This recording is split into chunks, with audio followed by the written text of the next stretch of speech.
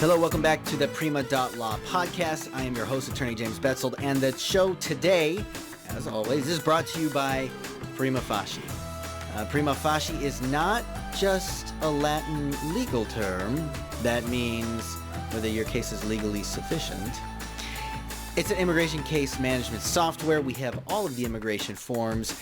We have package assembly. We have questionnaires that you send to your client. We have checklists that your client can upload their evidence, their documents directly to, even from their smartphone, making the completion of their case a breeze. Makes it real simple. You get it all in the platform. You can then assemble your final package and have it ready to go in a PDF to send to USCIS or to submit to immigration or the Department of Labor or whatever kind of case you're handling. So you can find a free 14-day trial at www.primafacinow.com. That's PRIMAFACIENOW.com. All right, our guest today is Attorney Kristen Schneck. She and her law firm, Schneck Immigration Law, is the winner of the 2020 Clio Reisman Award for Best New Law Firm. Now, it's Best New Law Firm, but she actually has many years of experience. We talk about that in her interview. Started a firm, was sold to a larger firm, and then she decided, you know what, need to restart the solo firm. So she restarted her firm in 2019. She is a Prima Facie customer. She says many nice things about us there, so that's always nice for us. And a Clio user, so also fantastic. And we talked a lot about her practice, about practicing now remotely, and she focuses a lot on asylum and removal cases.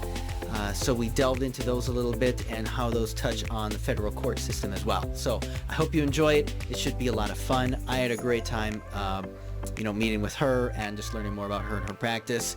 Highly recommended to anyone.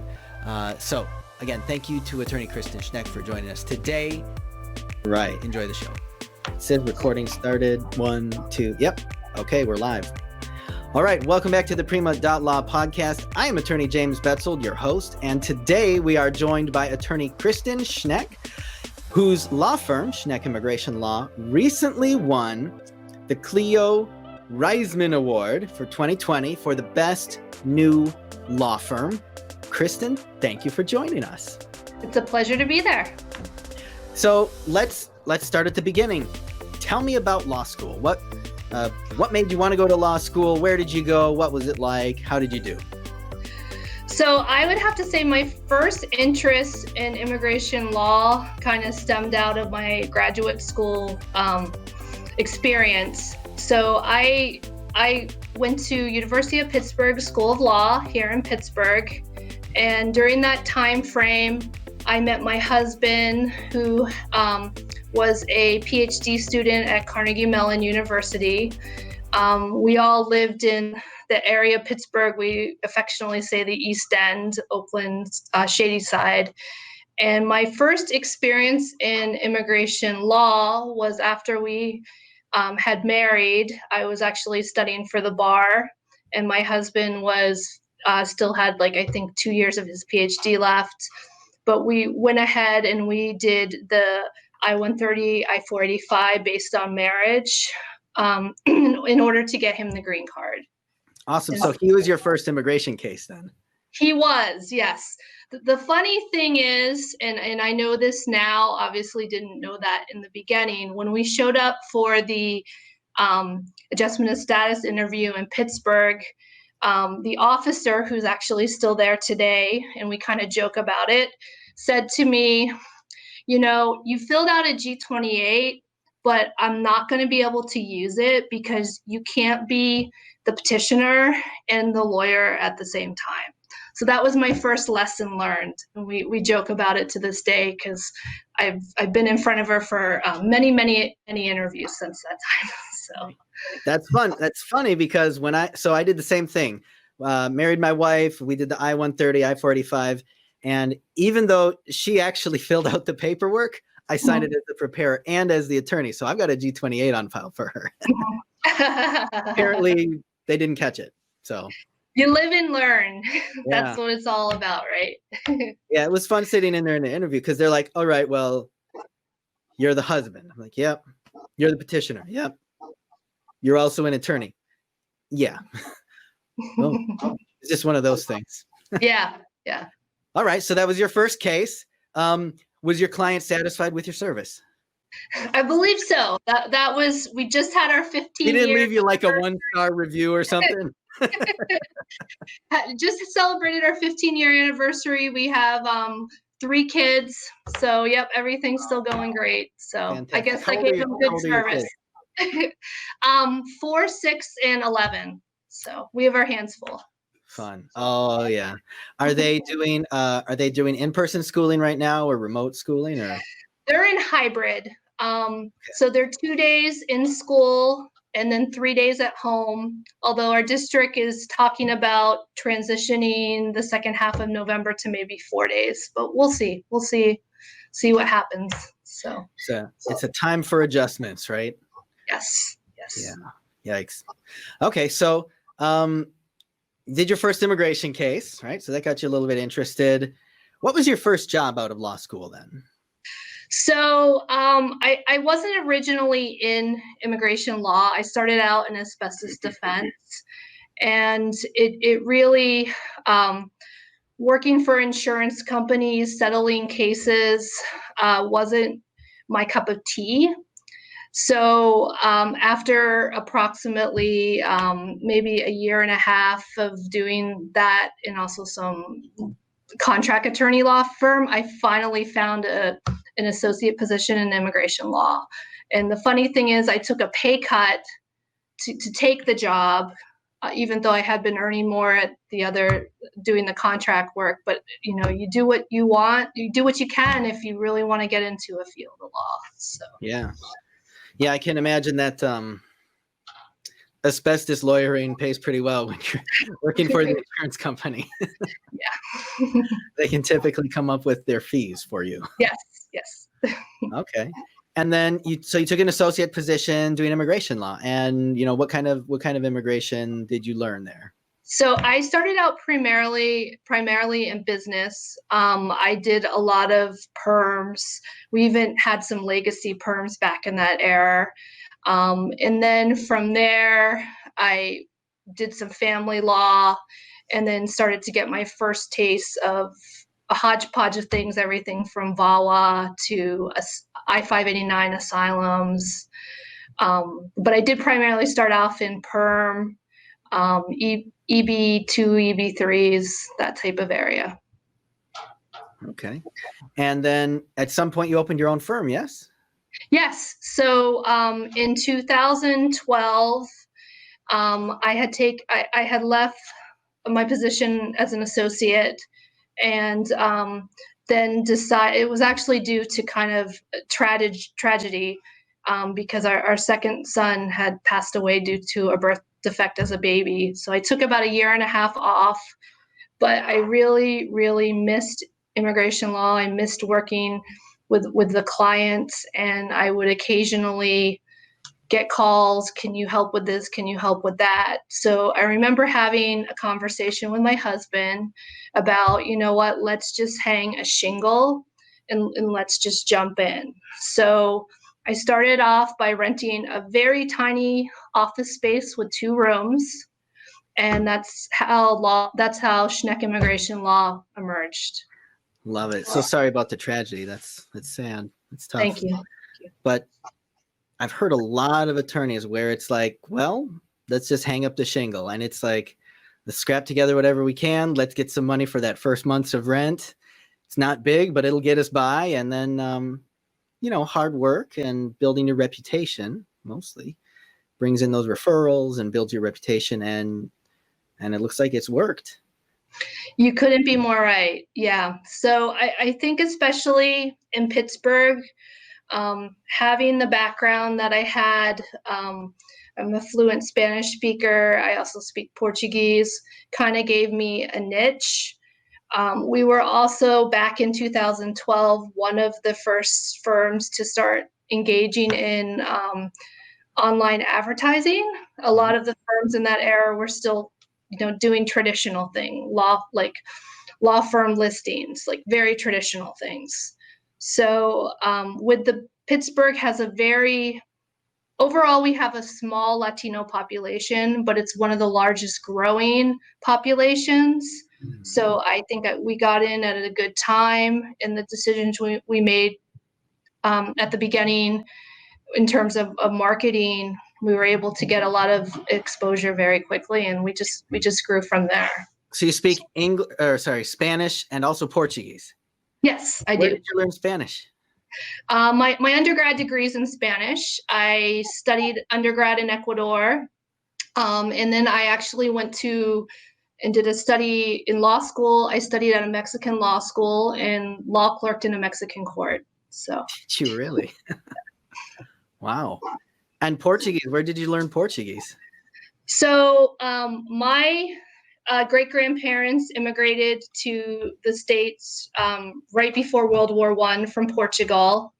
And so Portuguese was always kind of an interest of mine because my own mom didn't like to speak it herself. It just was the cultural thing when she was growing up in the 60s and 70s. But I had an interest, and up until my grandmother passed away, I would practice with her. So it's the background.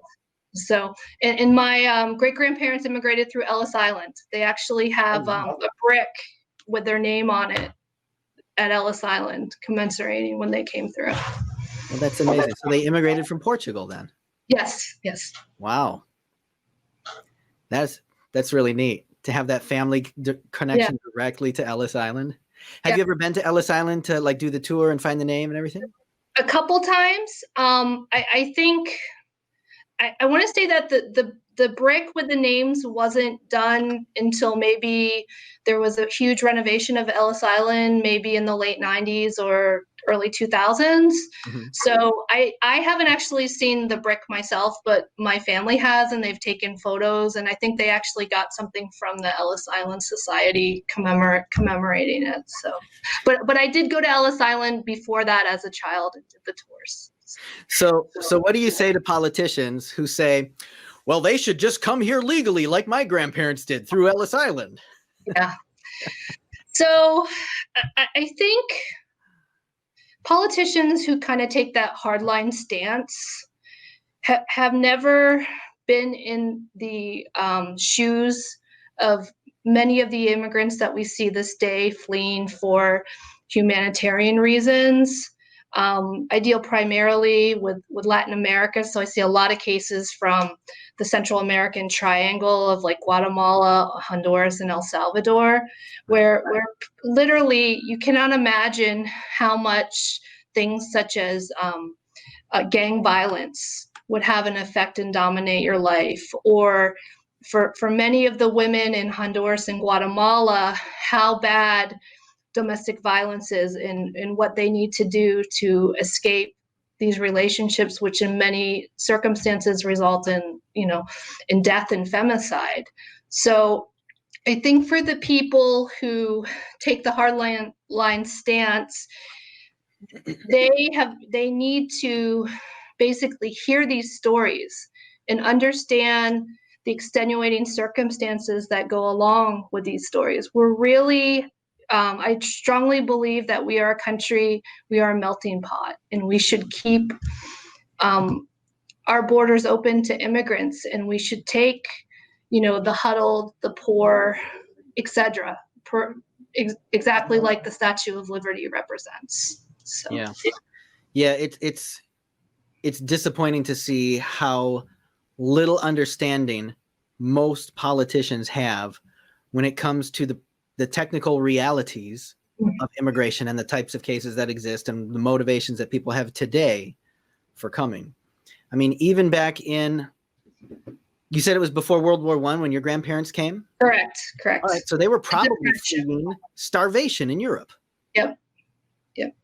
I mean, that's why we had Ellis Island and we had so many immigrants coming in, is because there was a huge famine throughout Europe and there were a lot of people who didn't have food. Yep.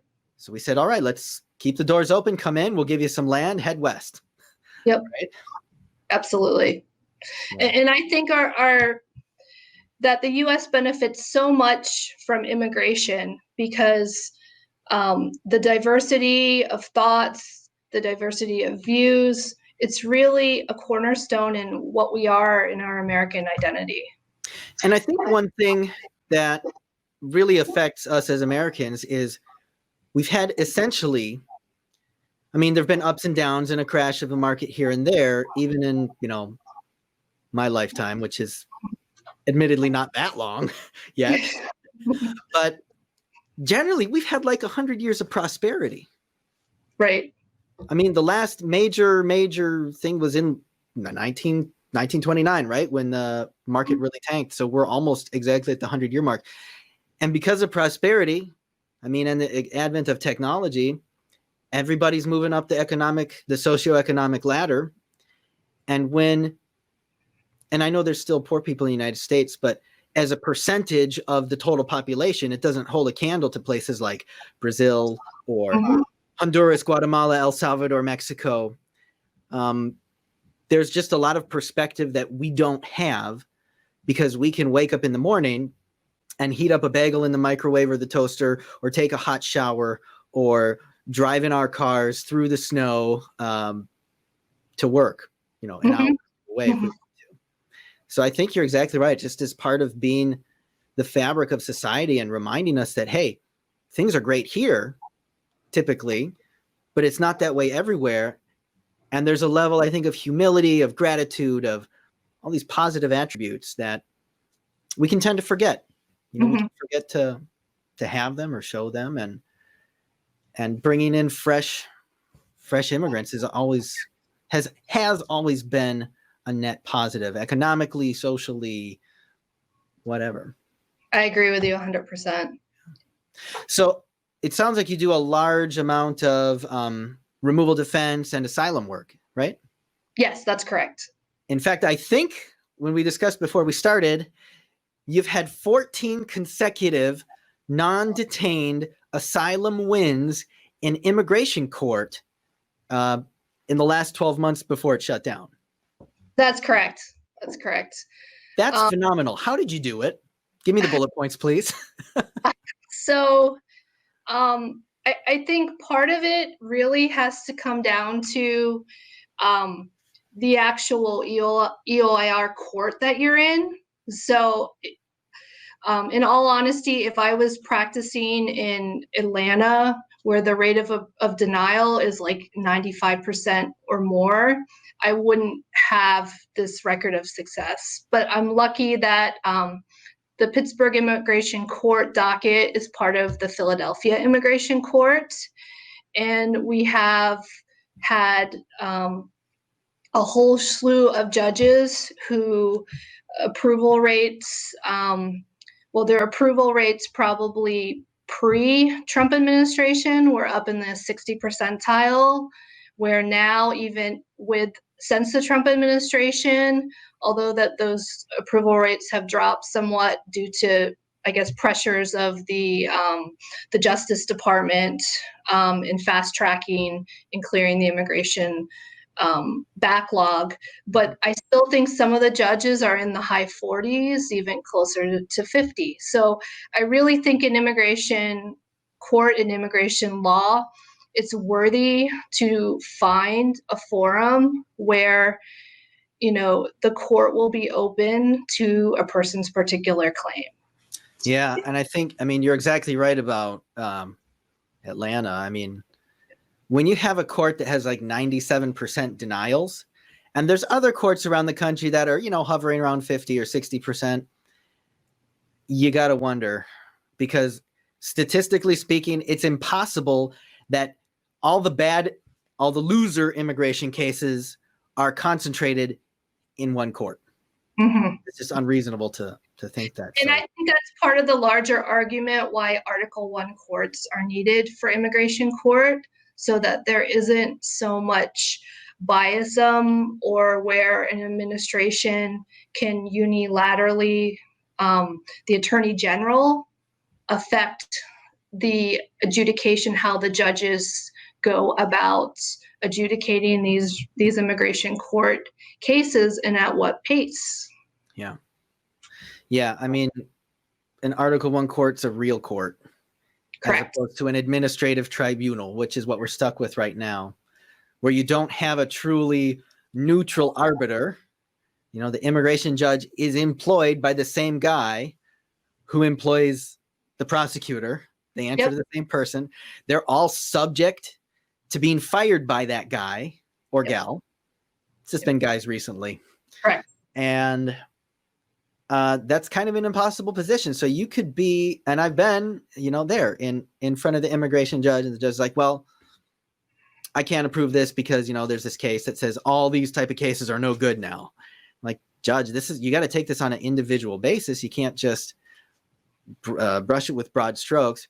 But then again, if that judge says, you know what, Betzold, you're right, I'm going to just rule in your favor, and she does that 10 more times, she's going to come up for like a review from the Attorney General's office, and they could fire her because of it. Right. It affects her pay scale. It affects her ability to get promotions. Absolutely. Yeah. So it's a non-workable system overall. So, but I mean, it's the only system we have right now. So we do the best we can. And one of us has had 14 consecutive non-detained wins, and it's not me. Yeah. So I know that I kind of diverged a little bit, but you did ask, what were some of the tips to that. So I think it's really important to get a country conditions expert. So for every one of those cases that we won, we reached out to various different academia people who could tell us about, what is the rate of domestic abuse of Mayan women in Guatemala, or in a case, a Brazilian case that I won dealing with a soccer championship and embezzlement of the prize money. We reached out to a human rights attorney in Brazil who wrote an excellent report that basically the judge, made her decision based on the inability of the particular person to get justice in the country was based on this report. So I think you really need to look at your evidence. Don't just submit the Department of State reports. Get really individual tailored reports that talk about the facts and circumstances in your particular client's case. Yeah, that's good advice. How do you find these experts when you take on a new case? How did you find this expert in Brazil for you, for example? So I think we actually went through the University of California, Hastings. They maintain a listserv of experts. Which is cgrs.uchastings.edu, right? Correct. So you can kind of topic search a broad topic of this is what your case are. And then from there, it's just reaching out to these individuals and trying to coordinate with the experts. Many times trying, a little bit to plead your client's case to them. And many of them are more than willing to work with you, to work with the lawyers in order to help these clients.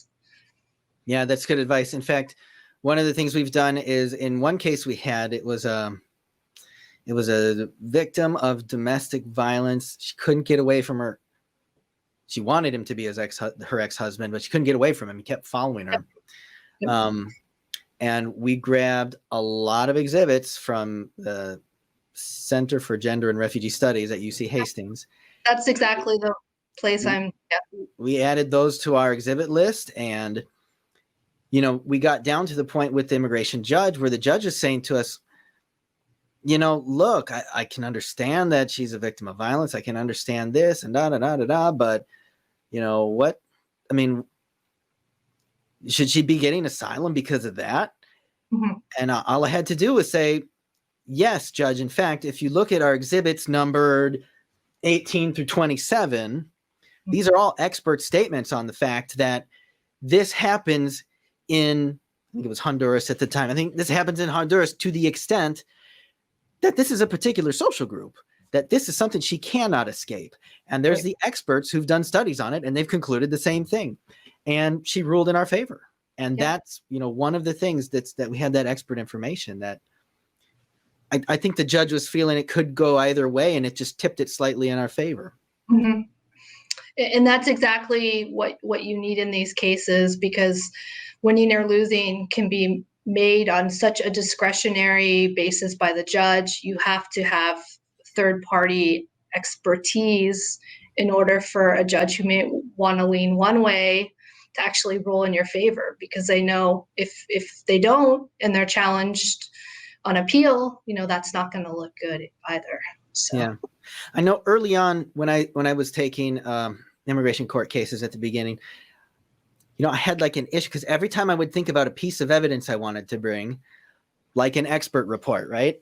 I'd be like, well, yeah, I could file that as an exhibit, but then I got to call that expert as a witness. And then I've got to call, if I submit this article, I've got to submit the author as a witness, or I've got to do this. But in EOIR, they take all of that stuff typically without having to have the witness present. Right. So take judicial notice of it if it's published in a recognized publication or something like that. Absolutely. Yeah. And that helps, because I think a big, especially now with the push with the delays, additional delays caused by COVID and the court closures, but there's going to be a big push again, or if, the administration is reelected, there'll be a big push again to fast track these cases. And it really takes months to prepare these cases for the individual trials. So absolutely, it helps if they take judicial notice. Yeah. And it's just uncomfortable to think about that whole thing right now. Right. And I didn't mean to bring. What's immigration going to look like in 2 months? So, especially since we're a week and a half away. But it's definitely something on every immigration attorney's mind, because there's been so many administration attacks, regulatory changes, executive orders, travel bans. We're hit right now almost on a daily basis. Yeah, almost daily. In fact, wasn't it? Yeah. The days are kind of blurring together, but I think it was today I saw the email come through that it's like the final rule publication notice of the new grounds of inadmissibility for asylees, for applicants for asylum. Yep. And hopefully it'll be followed by a challenge right away, because I'm hoping to see something come through tonight from ALA or Immigration Council or someone, challenging that, because it's all, when it comes to asylum, it's all ultra vires. It's all stuff outside of the statute that they're trying to create all these new rules that are going to disqualify people when the statute's pretty clear. Anyone can apply for asylum. Right. I mean, it doesn't say anyone who's only been here less than a year. The statute doesn't say that. There's regulations that say that, but I would say those are also very ultra vires, because it's not mentioned in the statute at all. Ridiculous. And now I don't even know what the myriad of bad news is on this regulation, but I remember reading it before and I was like, oh, shoot. Yeah. I literally hope something comes in, an injunction to block it. I'm actually going back to court in 2 weeks, and I have 3 individual hearings scheduled for this month that I think are going to go forward. But if we don't get an injunction, I'm going to be trying to, brief this whole issue from a completely different perspective since this new asylum regulation has taken effect. So it's going to be my project for the next week. So COVID, of course, has slowed everything down when it comes to immigration typically.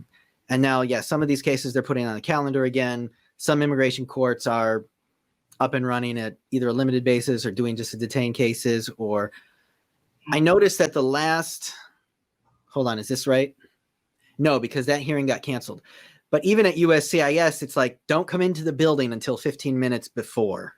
So like keeping people apart, limiting contact. And I know immigration courts are sort of doing the same thing, where they're like, all right, we're not going to schedule these master calendar hearing Mondays where we have 50 people in the room at the same time. So at least we got that going for us. But from a practical standpoint for your practice, mean, we sort of talked this beforehand. After you opened your firm, you're approached by another firm to be bought out, worked with them for a while, decided this isn't really working for us. And one thing that caught my attention is you said, we had some female staff members and this just wasn't a good fit with the big law firm culture. What were some of the things that didn't work out in the big law firm culture? And I guess what are some of the things you're able to do now? So, so in the big law firm culture, everything is centralized to one office. You may have 20 some offices spread out throughout the country. You may, have a small to medium immigration group, but the majority of big law, I would say, with the exception of maybe one or two firms, does primarily corporate immigration work.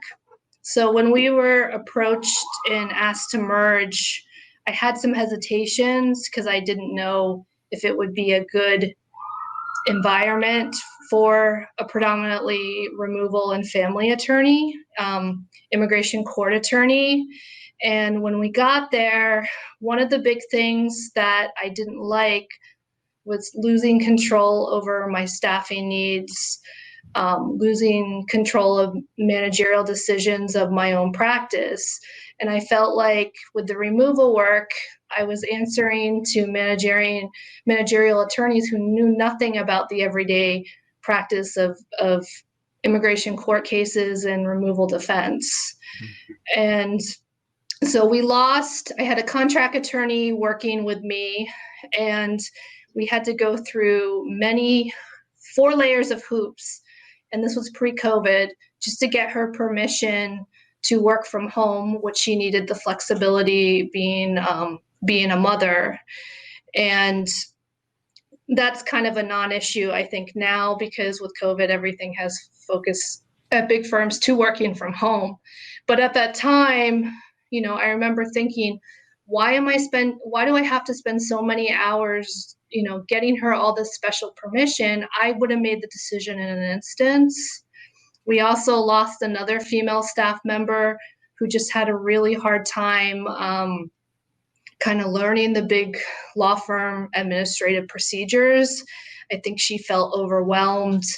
And unfortunately, since there's such a big push at big law firms for billing, she didn't have a lot of people that she could go to help her learn and transition. So she left within the first 6 months. Oh, wow. And the firm decided not to replace her. And that was obviously a decision completely outside of my decision-making ability at that point. And she was also Portuguese speaking and Spanish speaking, and we lost that resource. And it's really hard to have a predominantly non-English speaking clients to lose, the multilingual staff members. Yeah, like for us in Betzold, we have, all our staff is bilingual. So they speak English and they speak Spanish. And our clients love it. Yeah. I mean, what works out really well for me is because they can communicate really well with the staff, is my staff can field most of the questions that come up, or when we're gathering documents or when it's time to schedule stuff. They're able to create that bond, that trust, that the familiarity, right? Where they say, "Oh, you're from my culture. You can speak like I do. I get you. Yeah, we can do this." Mm-hmm. And it just makes it a lot easier to practice law that way when you have staff who is trusted. Yes. By both sides too. Yes. Yeah, and I mean, I know for some attorneys when they start out, it can be kind of a sticking point because the client's like, "No, I want to talk to the attorney. No, I want to talk to so-and-so." And I actually had an experience the other day where, it was my consult day. So I'm logging into Zoom or getting on the phone and doing consults. And I start to talk with this guy and he starts calling me Leonardo. Now, my middle name is Leo. Okay. So it's not like it's never happened before. Okay. But we also have an assistant named Leonardo. Oh. He thought he was talking to Leonardo because that's who he'd set up the original appointment with. They did the intake interview with. And he's like, "When do I get to talk to the attorney?" I'm like, "Oh, actually, I am the attorney." He's like, "Oh, okay, great. So, Yeah, it's nice. The connections that the clients make with, bilingual staff members, it's just amazing. And I think the trust and everything really helps strengthen the relationship and bring that. Yeah, so we were talking about just the connection. It's how important it is for the staff to trust and have that connection with clients, especially when they're a non-English speaking client. Yes. So, right. So we were talking about some of the challenges of being part of a larger firm. So eventually you went and you reactivated your solo practice. Correct. And it was, the process of transitioning can be very, very stressful. And this is advice that I've tried to kind of share with people thinking about wanting to leave a large law firm, and go out on their own, or in my case, I reactivated my solo practice. Mm-hmm. But basically, believe in yourself, and try to set a few small daily goals. So I remember we sent the letters to the clients, informing them that I was going to be leaving the large firm. And, the letters in writing, especially with, I would say, the community of clients that I predominantly worked with, Latinos, Brazilians, you have to get on the phone and you have to talk to them. So I remember that was a big step of the first process, asking them to leave, and come with me. And in my case, I was really happy to report that 100% of my clients did follow me.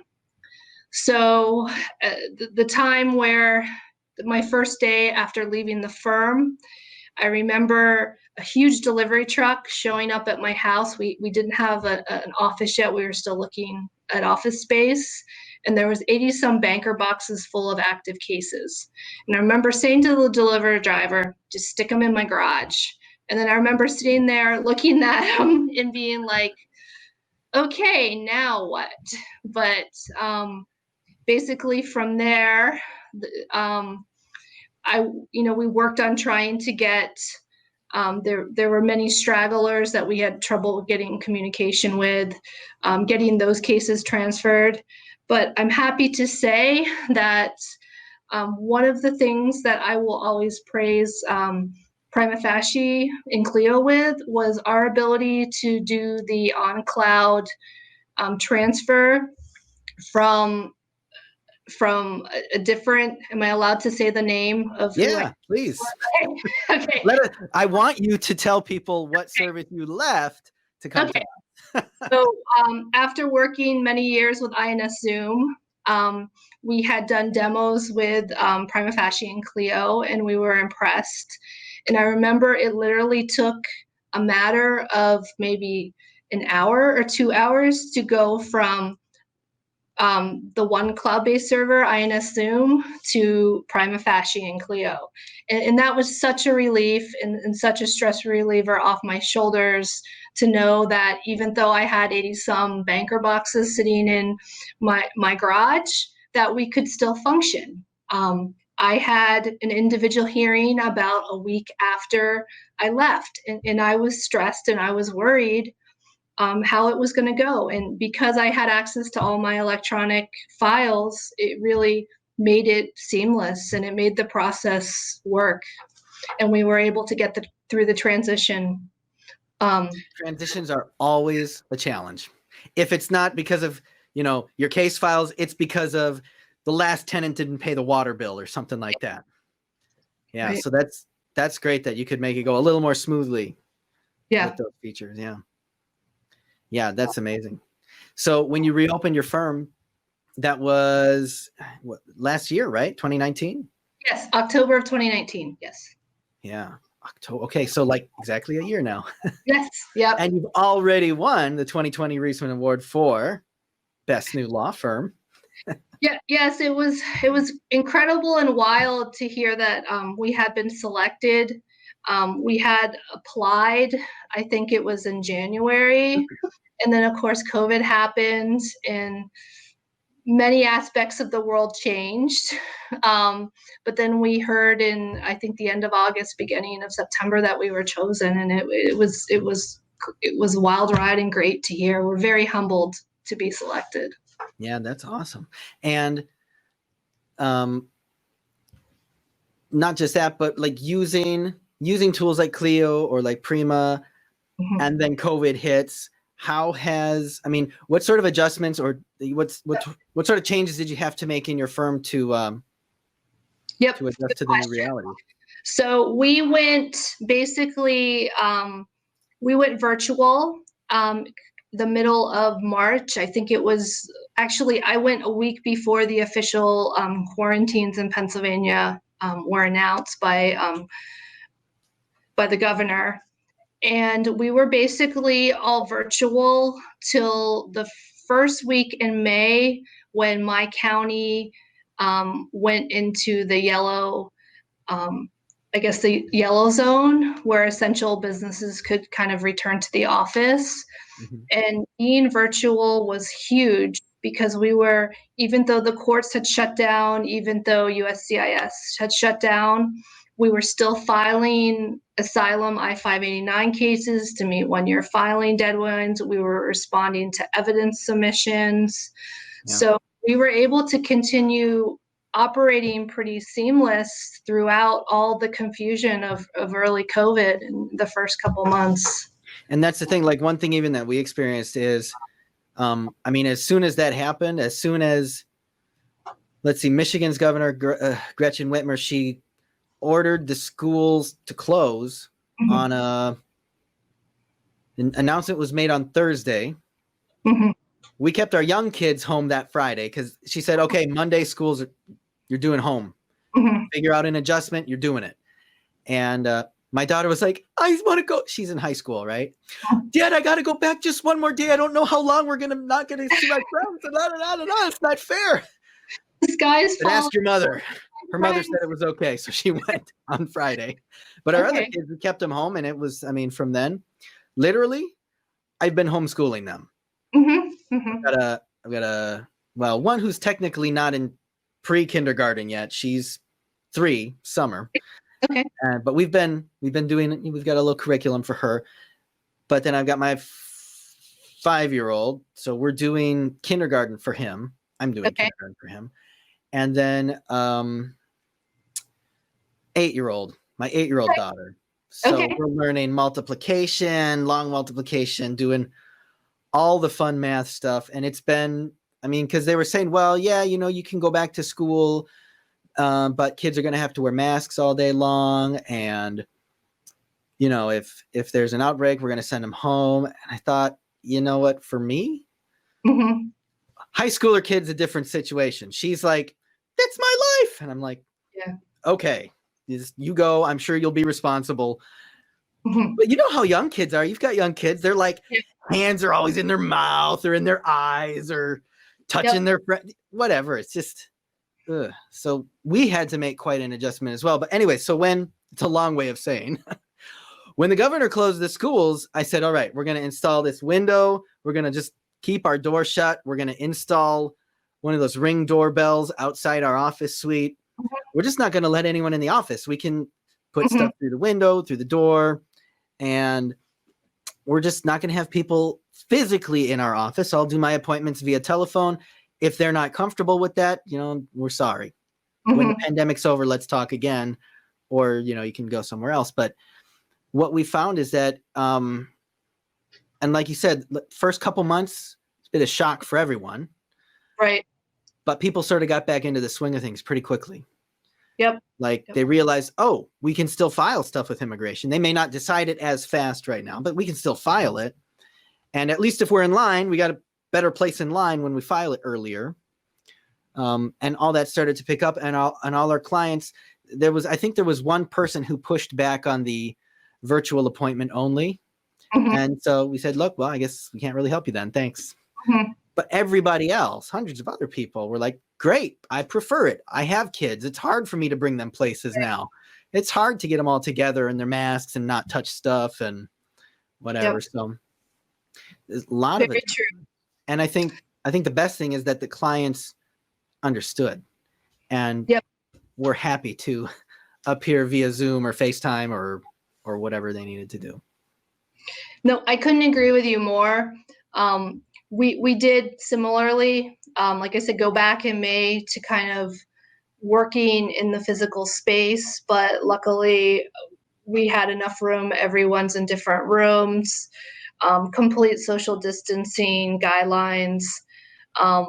We do occasionally entertain in-person appointments with clients, but we've completely reconfigured the conference room, and they're basically at one end with a mask and we're at the other. Yeah.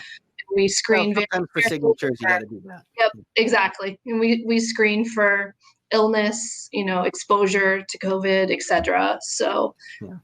but the vast majority are virtual meetings. So, Yep. Has that changed your perspective on the practice of law, being able to do more meetings virtually? I mean, for me, as a practical matter, I really like being able to say, all right, kids, I'm homeschooling you anyway. Yeah. Let's go to the Upper Peninsula and see Grandma and Grandpa. Absolutely. So we do all work from home on Fridays. I feel that it's kind of a nice break for everyone not to have to commute into the city. And in those days, I definitely don't miss the commuting time. Mm-hmm. There's a lot that can be done in that 45 additional minutes that you get with your family in the evening. But I think that the law practice is working just as, in terms of functioning. Do I think that we're more efficient? I wouldn't say that, but I think we're probably just as efficient in a different way. There's just a different way of going about to get the end result. Yeah. And I know one thing probably that hasn't been explored very much is the fact that when there's days, if there's more opportunity for your staff to work from home, if overall maybe, and for us, we've seen it, they're just as effective. But even if they're not, if they're a little happier, and that increases the chance that they'll stay with you longer once you've already had them trained and they know the procedures and they know the clients and how to do everything. There's tremendous value in just being able to retain employees who are happier. Absolutely. And you're only ever, as a attorney, and I think this is across the board, even if, whatever area you're practicing in, immigration or elsewise, you're only as good as your staff. And that always has to be a big factor, as an attorney working with people. Absolutely. Staff are invaluable. Yeah. And I mean, I was watching the Clio Cloud conference, which was literally in the cloud this time. Yes. And in Jack Newton's keynote speech, where he's talking about, he said, people are asking, when's it going to get back to normal? And he said, it's not ever. Yeah. He said, this is going to be our normal. Right. And there's tremendous value in that. I can tell you, I mean, everything from, if you think about it, since we have video conferencing, like you and I were doing this podcast together, you're not even in the same state as I am. But we can do it, and it's not a big deal. Yeah. Just like a lot of people for church, because large gatherings, higher risk of transmission. During a pandemic, it's better to stay at home. A lot of churches have gone to Zoom meetings. Yep. And they're still able to deliver the same value religiously, faith-wise, as before, but with a little more safety. And like Jack Newton pointed out, he said, look, on day one, we were told things are getting nasty here in Vancouver. And on day two, we were all working from home. And we've not reopened the office, and we're not going to. Right. Which makes me wonder what they're going to do with all that empty office space. Right. But I'm sure they'll figure that out. Yeah. But it's just, I think, I liked when he said that, because, I've got a second office in a city nearby, and I haven't been there since March for any appointments. And I've been thinking, well, I mean, if Jack's right, and he's been right on a lot of things, and things aren't going back to normal, and I'm still getting the same caseload from clients, maybe I don't need that location anymore. Right. And instead, we'll get some efficiencies out of, staff working better and doing stuff remotely. So Yeah, there's opportunities to look at operation costs in a whole different manner since COVID. Yeah, definitely. Oh, now I'm drawing a blank. You want to talk about my federal court litigation? Yes. Okay. That is what I want to talk about. Okay. All right. So I understand that you've had some, were they asylum cases? No, not asylum cases. You said they were reasonable fear review interviews that were denied, that you've appealed to circuit court? Yes, correct. Okay, so a little bit of background. Maybe if someone's not an asylum practitioner, when someone comes to the border and they say, hey, I'd like asylum, please, they're going to kill me or persecute me, they'll give them the credible fear interview or screening, where they say, is there some sort of credible fear that this person has, something that's believable, that they're going to be persecuted? And if they pass that interview, if they can express, and it's pretty generous, like a lot of people pass the credible fear interview, but then maybe they don't ultimately get asylum. But that credible fear interview is sort of the first level of screening. Now, if someone comes to the border and they've had a removal order already, or they're in the United States, they get put into immigration court and they have a removal order, or they've already previously had a removal order and they're caught again, then they can request a reasonable fear interview, which is a higher standard than the credible fear interview. And if they don't pass the reasonable fear interview, then they're getting sent back. Correct. All right. So that's almost the extent of my knowledge on it. So I'm glad I could enunciate it here. You actually did very good. I don't think I could have said it any better. Oh, well, thank you. So many times, these are people who have lived under the radar, but they've had prior interactions with ICE. It could have been an expedited removal order 10 years ago, or it could have been they were removed 10 years, but, then they came back. And in many of them, they have encounters with ICE. A lot of times what we saw was a lot of ICE raids going on. I would say probably starting from 2018, 2019 to the beginning of 2020, pre-COVID, there was an increase of trying to have ICE raids, especially with a lot of the construction companies in the Pittsburgh area. And so we would get calls where ICE, would go there under the pretenses of picking up one person, and they would end up arresting, 20 workers, and, they're detained. And typically in that initial detention, they have to go what we call the ICE officers obligated to serve on them the reinstatement order of removal.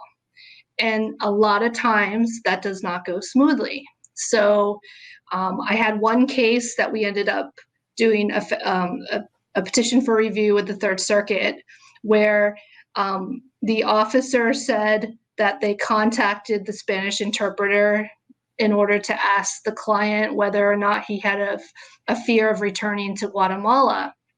And although the officer had called the interpreter online, no one picked up.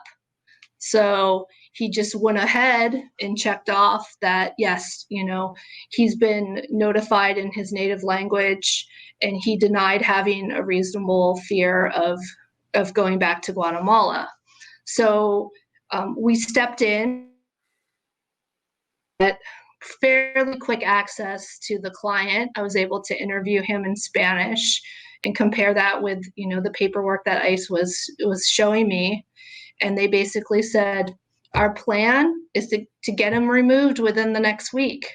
So with a very small window, I filed a petition for review requesting that they re-interview the client, so that then it could be referred to the Arlington Asylum Office for a reasonable fear interview. And we had to, because of the urgency of ICE wanting to deport him, we filed it within literally. I actually happened to be at the National ALA concert. So it was in Orlando. So it was June of 2019. And I filed it while I was watching a session. But we got it in, and we got an emergency temporary stay of deportation. And then through the federal court litigation, I was able to work with OIL, the Office of Immigration Litigation, which is part of the Department of Justice, and they negotiated with me to allow him to have a reasonable fear interview in front of the Arlington Asylum Office. And then basically from there, we prevailed in front of the Arlington Asylum Office, and he was referred for immigration court proceedings for removal only or Convention Against Torture. Wow. So. Wow, that's great. In fact, that's amazing. Congratulations. Thank you. To you and your client. And I've kind of had. Imagine how many people don't have an attorney like you who can say, all right, well, we're going to take it to federal court then. And we know how to escalate this. Yeah. So I've done it about 3 times, kind of with slightly varying different stories. One time it happened that the client was able to request the reasonable fear interview, but ICE did not forward the evidence that I had submitted to the Arlington office, so it wasn't reviewed as part of the reasonable fear interview. So I filed a petition for review saying basically due process issues. This evidence didn't make it in. I had another situation where, so if you lose the reasonable fear interview, you still have one more opportunity to have an immigration judge review it. And during that immigration judge review, they have the judges have a de novo standard, at least in the third. I think it's across the board. It's per regulation, but they have to make a new determination as opposed to just stamping the determination by the Arlington Asylum Office or any of the asylum offices. And the judge had a really weird instructions on the order denying the reasonable fear interview, saying that he only reviewed it based on the 4 corners determination that the Arlington Asylum officer did. So I challenged that based on that. We ended up being in like a 6-month arbitration in the Third Circuit. And I was able to work out a deal with OIL again to get the case remanded to a different judge for a new review. And at that new review, the judge overturned it, basically said that there's enough for you to move forward with the withholding only CAT case. So that was another case. And then I had a case out of Cleveland, out of Youngstown, Ohio, Northeastern Federal Detention Center, where I was in front of the Chicago Asylum Office, which is probably the office you're used to dealing with Michigan. For asylum, And the officer denied the reasonable fear interview, but I found problems and inconsistencies during the actual reasonable fear interview. So when we got to the Cleveland judge, he reversed it, and then we were able to proceed with the withholding only and CAT claim. Wow. Yeah, it's unfortunate that we need attorneys for that. Yes. But it's also a shining example of why we need private attorneys in the immigration system to represent clients. I mean, at any type of administration, and immigration is complicated, right? Mm-hmm. Because you have different federal circuits throughout the country where you can have differences in standards and differences in certain things because maybe the BIA, the Board of Immigration Appeals, ruled one way, but then one circuit overrides the BIA in that circuit. Mm-hmm. So it's hard to have, you can't really have a national standard on a lot of things, especially when it comes to like what qualifies as a particular social group in asylum, what qualifies as, a sufficient nexus or, connection between the reason for being persecuted and the persecution itself. That's amazing.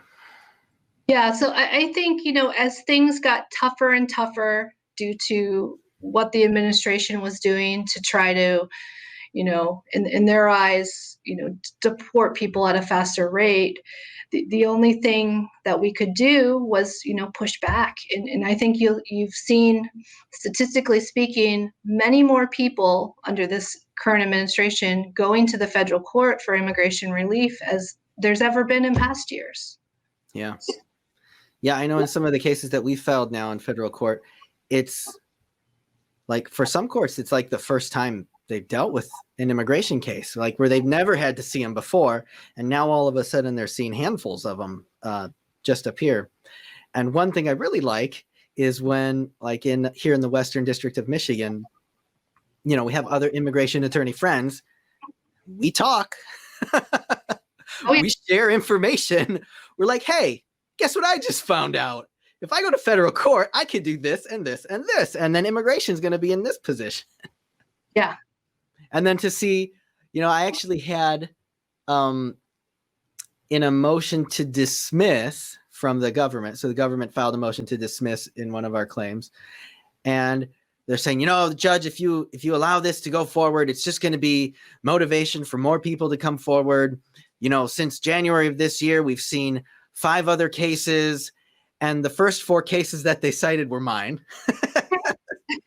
And the 5th one was a friend of mine's. Okay. So it's definitely, it's something that's happening now. It has to. We've been driven to it because there's just too much injustice. Yes. And it's not even limited to like one case type. It's all sorts of case types, all sorts of policies, a whole snowstorm of different policies that have been enacted or regulations now that we're still trying to fight, just trying to make life difficult. And it's obvious. Like, to me, it's obvious. This isn't like, oh yeah, well, no, they just needed clarification on that. No, the point is the administration doesn't like immigration at all. And they're going to do everything they can to grind it to a halt, even if it's illegal, even if it violates what the statute says. Right. So it's part of the fun of being a lawyer. Yeah. We had one of the members of our development team is originally from Cuba. Mm-hmm. And so in talking with him about this stuff, say, yeah, Ayla filed a lawsuit and, so it actually helped because it stopped the government from doing this. And he says, wait a minute, Ayla's just a group. I said, yeah. He says, how can a group of people stop the whole government from doing something? I said, well, that's the beauty of the Constitution of the United States. Yes. And the Bill of Rights and freedom. Yeah, is that we can do that. And we can, as attorneys, we have a really special place where we can take an active role in doing that. Yeah. So tell me a little bit more about, because I think, in other attorneys that we've had on, we've talked about petitions of review for certain things, but not too in depth at all. So when you're asking for a petition for review, it's typically like an immigration court case that didn't go well, got denied, and maybe it went to the BIA and then got denied there. And then you file is it straight to circuit court, right? You don't even go to federal district court.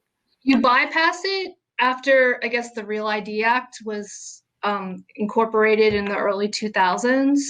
So now for appeals of withholding, asylum, or a CAT, they go directly to the circuit courts. And so in the context of doing, the emergency detained cases where someone already has a removal order, so, either they never filed a BIA appeal, or maybe they did and they were denied, or, and then they were removed.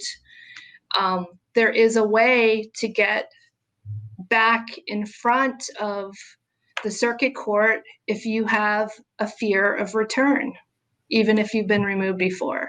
And I think that's something that has expanded kind of the skill sets of many immigration, especially removal attorneys who may not have gone that route before, but due to, the aggressiveness of this immigration to, stop immigration and deport people, that it's a new tool set now that they have in their skill sets.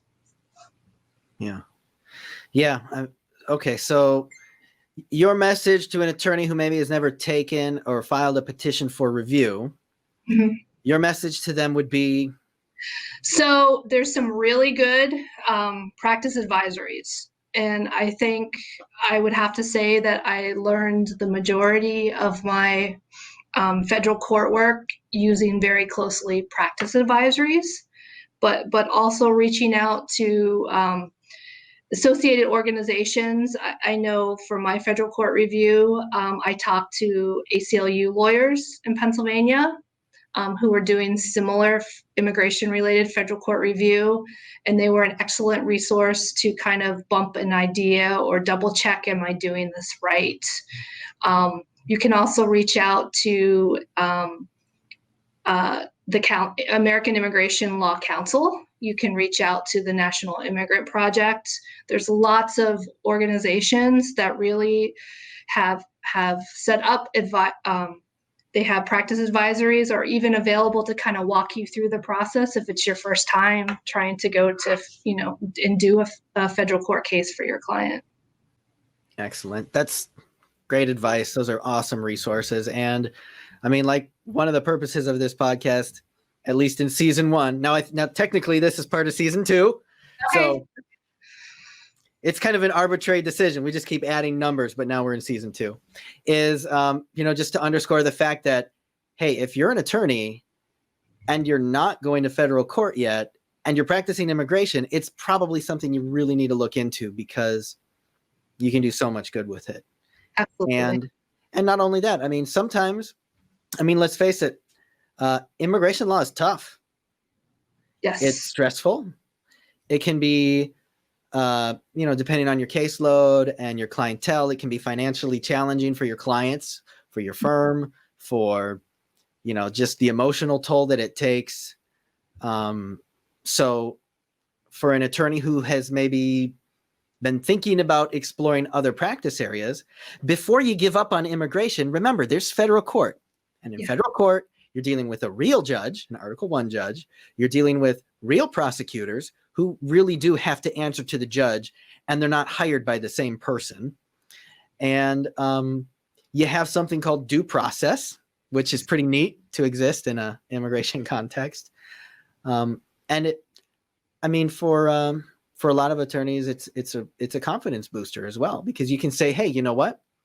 I can now handle civil litigation at the federal court level. It's one more skill you can add to your skill set. And really, that's the nuts and bolts of being a lawyer. Yep. I couldn't agree with you more. Well, Kristen, we've done over an hour. Can you believe that? Wow, that went fast. It did. When I looked up the first time, it was like at 14 minutes, and I was wondering, oh man, am I going to run out of questions to answer? And then I looked up again, and it was 55 minutes. So you can tell it's going to be a good episode when that happens. I want to thank you for being with us today. Thank you for sharing your time. Thank you for being a Prima customer. Thank you for doing the good work of immigration. I know that for your clients, this is super valuable. For other attorneys who listen to this, it's going to be super valuable too. For potential clients of yours who are listening, I hope they can understand that there's a wide variety of attorneys that they can choose from. The attorneys that we host on this podcast are the best.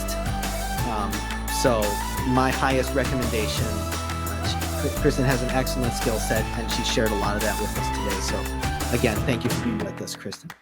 It's my pleasure. Thank you for having me on. All right. We'll see you next time. Bye-bye.